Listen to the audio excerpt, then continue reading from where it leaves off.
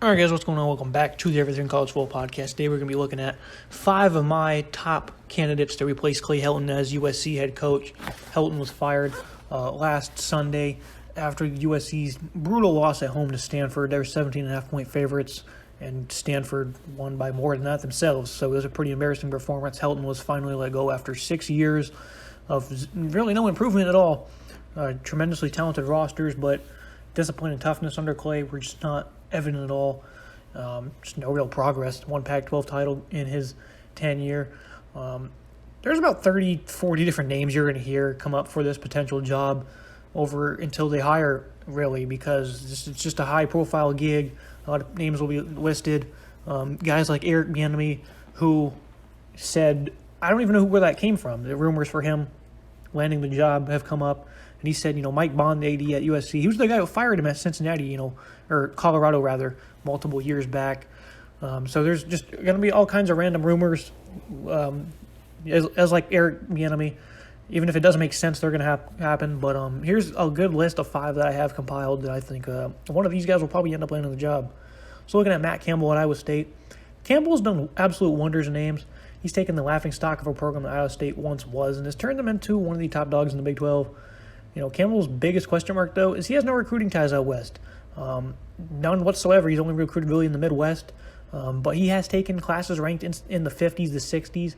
He's been able to develop them at all of his positions, really. You look at tight end, you look at his quarterback who's been starting for 4 years, David Montgomery at running back, now Breece Hall, a really underrated offensive line as well. Got some good guys on the defensive side of the ball as well. So he's really been able to develop at all of his positions at Iowa State.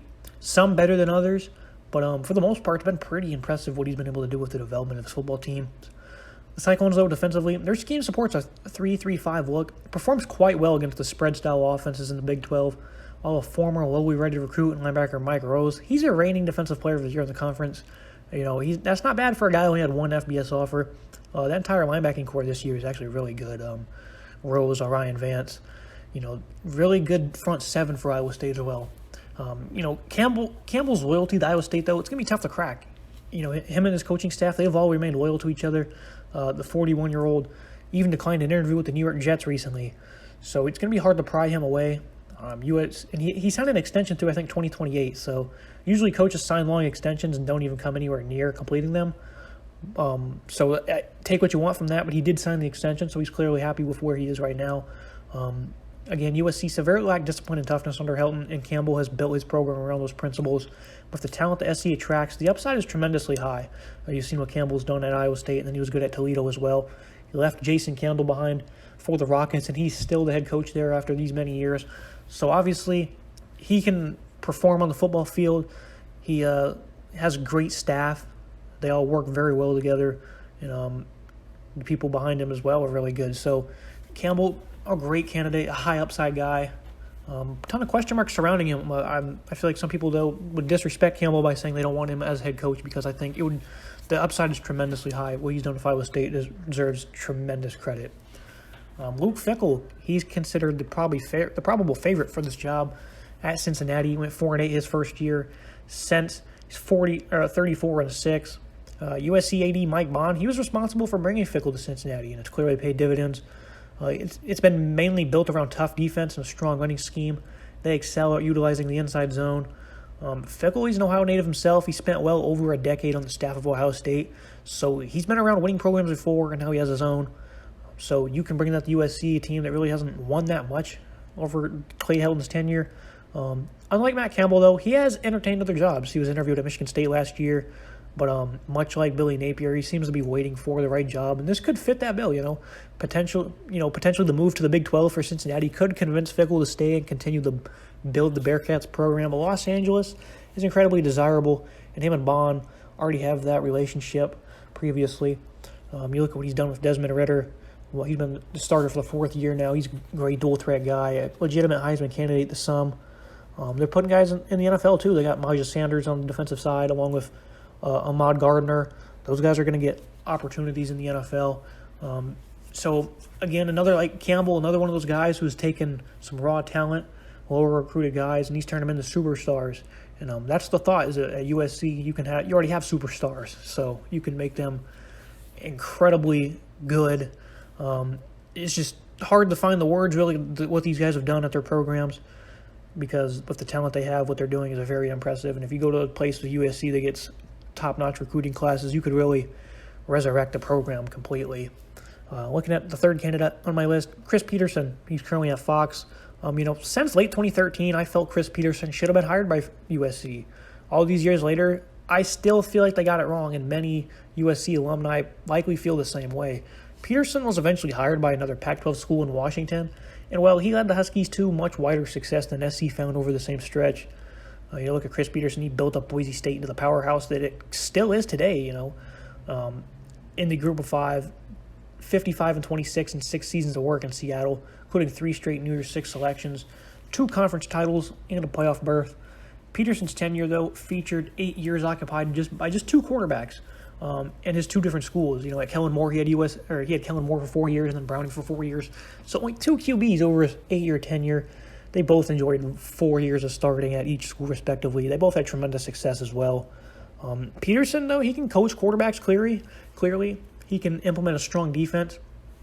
And once more, the talent SC tracks, along with the proof of how successful he's been throughout his career, really could be the perfect formula to get Troy back on top. Petersen, he retired as a head coach in 2019, due to stress, and coming to Los Angeles certainly won't be any easier.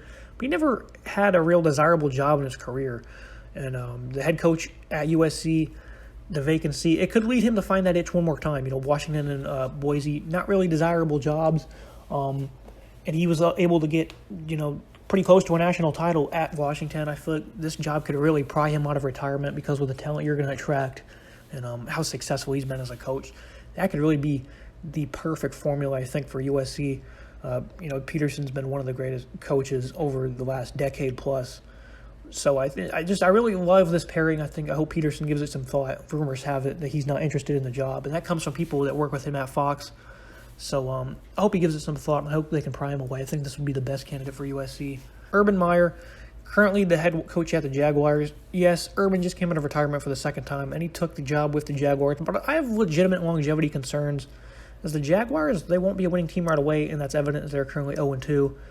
There's been plenty of rumors circulating in all facets of Meyer's career since he left Ohio State, including currently, as many are in panic mode that he won't be able to handle the transition in the NFL. He's made a handful of questionable calls already. Nobody said the transition was going to be quick, easier, or even smooth, though. So the first year in Jacksonville, it's it's a transition. I don't know if he's up for it or not. He could be a one-and-done coach. Coaching grown men is far different than young men do, so it's going to take more than 1 year. Is he willing to wait that long? Who knows? I do believe this is a challenge he's ready to take on, though, so I do think he kind of has that going for him, but I don't know. I'm not close with him. I don't know inside of his mind. I do think this is something he wants to give a good challenge, a good test to. But at the same time, this new development in Los Angeles brings you back to the rumors that came to life a couple seasons ago. These two parties were heavily interested in each other. Meyer mentioned Luke Fickell, who was hired by Mike Bond at Cincy, while Urban's own son walked onto the football team in 2020. Meyer mentored Luke Fickell, that is. His son previously played football or baseball for the school in Cincy when Bond was the AD. So the relationship is certainly present. And controversial coach Zach Smith in 2019 said that I would put $1,000 that he would be the head coach of USC in the near future. He had some inside sources that said that Urban was receiving letters from the University of Southern California, and they had been communicating. USC, they were in the midst of an 8-5 season at the time, right after a losing record. I feel like if USC felt they could have landed him, it would have made sense for the Trojans to keep Helton around. So that would have been a perfect time to fire him. If they felt they could have got him, they probably would have did it. And the job would have been Urban's if he wanted it. So up in the air, I really don't know. Is he going to stick it out in the NFL with the Jaguars? Maybe. I don't think anyone can give any certain answer on that, because at the same time you have these rumors of him wanting to go to USC. So, but this, you've already seen Bowling Green, Utah, Florida, Ohio State. Everywhere he's been, he's won, and he's won fast, at least at the college level. So this would be perfect for USC, and Urban would, I guess maybe this would be a dream job if they've been communicating with him. He must heavily adore this position. So it seems like the perfect match for the two. Just have to wait out and see what happens. And the final candidate on the list, Hugh Freeze from Liberty. Freeze has won everywhere he's coached, whether it be Lambeth, Arkansas State, Liberty. Doesn't matter. The peak of his coaching career, though, seemed to come when he was at Ole Miss. He showcased what he could do with top-notch talent. The result of them being Alabama's worst nightmare. Over a 3-year stretch from 2014 to 2016, the Rebels snagged 2 wins over the Tide, and they led 21-3 in their lone loss over that stretch. And they battled till the end, though. Freeze clearly still has his touch as Liberty's playing physical, ball-hawking defense. They also have a nicely balanced offensive attack with Malik Willis at the helm.